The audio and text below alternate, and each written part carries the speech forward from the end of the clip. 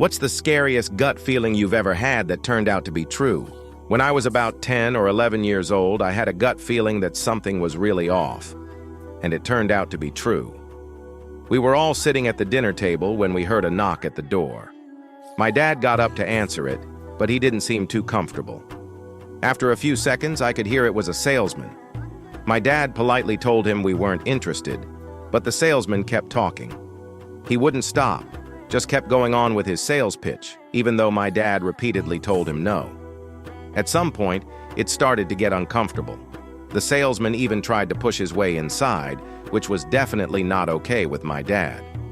I watched my dad, who's usually calm and collected, getting visibly frustrated. He finally told the man he needed to leave. My older brother, who's a lot bigger and stronger than the guy, came over to help, and together they managed to get him to leave.